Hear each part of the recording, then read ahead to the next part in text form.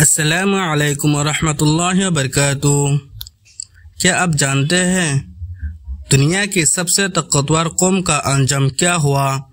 جن کی عمارت آسمان تک جاتی تھی، جن کی جسم پہاڑوں جیسے مضبوط تھے، جن کے پاس مال، دولت، عمارت اور ٹیکنالوجی تھی، مگر ایک چیز ان کے پاس نہیں تھی، وہ ہے ایمان۔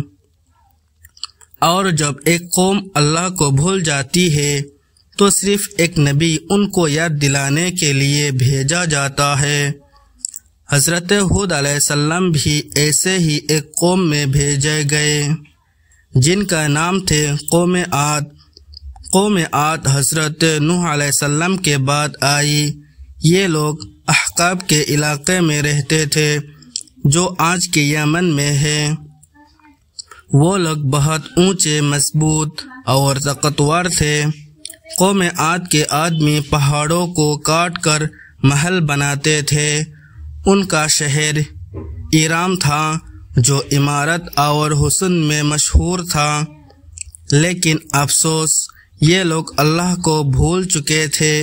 وہ اپنے ہاتھوں سے پتھر کے بت بناتے، انہی سے دعا مانگتے۔ اللہ نے حضرت ہود علیہ السلام کو اپنی رحمت سے ان لوگوں کے پاس بھیجا۔ حضرت ہود علیہ السلام ان کو پیار سے کہتے، میرے دوستو، صرف اللہ کی عبادت کرو، اسی نے تمہیں پیدا کیا، اسی نے تمہیں طاقت دی اور وہی تمہارا رب ہے۔ حضرت ہود علیہ السلام نے رات دن انہیں سمجھایا، کبھی اکیلے میں، کبھی سب کے سامنے، کبھی نرمی سے، کبھی آنسو کے ساتھ سمجھایا۔ حضرت ہود علیہ السلام ان سے کہتے، اگر تم اللہ سے معافی مانگو تو اللہ تمہیں بارش دے گا، تمہارے کھیتوں کو ہری بھری کرے گا، تمہیں اور زیادہ طاقت اور مال دے گا۔ لیکن قوم عاد نے کہا، ہود تم کون ہو؟ تم تو بس ایک انسان ہو، ہمارے جیسے ہی۔ کیا ہم اپنے پرکھوں کا دن چھوڑ دیں؟ تمہارا خدا کہاں ہے؟ ہمیں تو کچھ نہیں دکھ رہا۔ وہ لوگ آپس میں ہنسنے لگے اور کہنے لگے، اگر تم سچ کہتے ہو تو بلاؤ اپنے اللہ کا عذاب، دیکھتے ہیں کیا کر لیتا ہے۔ حضرت ہود علیہ السلام نے رو کر کہا، اے میری قوم، میں تمہارا بھلا چاہتا ہوں، میں تمہارا دشمن نہیں، کیونکہ جب اللہ کا عذاب آتا ہے تو پھر کوئی نہیں بچ سکتا۔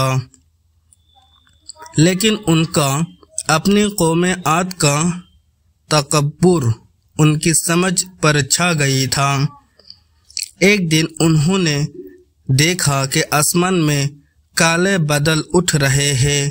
قوم عاد نے کہا، واہ، بارش آ رہی ہے، ہمارے کھیتوں میں ہرا بھرا ہوگا۔ لیکن حضرت ہود علیہ السلام نے کہا، یہ بارش نہیں، یہ تمہارے لیے عذاب کا بدل ہے۔ اور تب زمین نے کانپنا شروع کیا، آسمان سے طوفان اترا، ایک تیز اور ٹھنڈی ہوا جو سب کچھ اڑا رہی تھی اور قوم عاد کو ہلاک کیا۔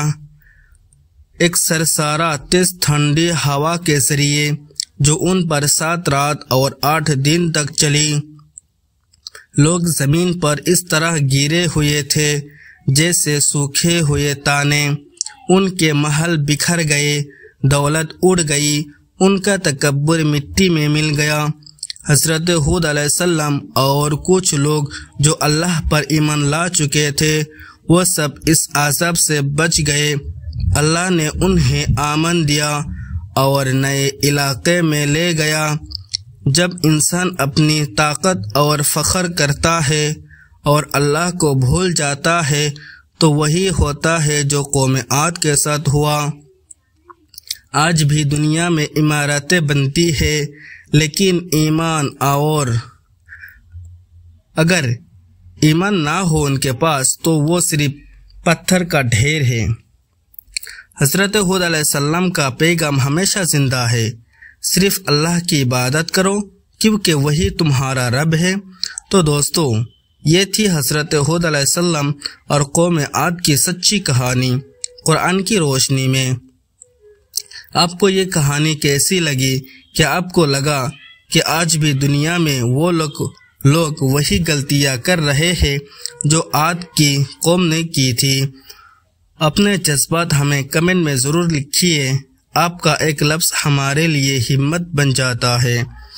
اور اگر آپ چاہتے ہیں کہ ہم آپ تک ہر نبی کی زندگی کی روشنی کہانی لاتے رہیں تو چینل کو ضرور سبسکرائب کریں اور بیل آئیکن بھی دبا دیں تاکہ کوئی کہانی چھوٹ نہ جائے۔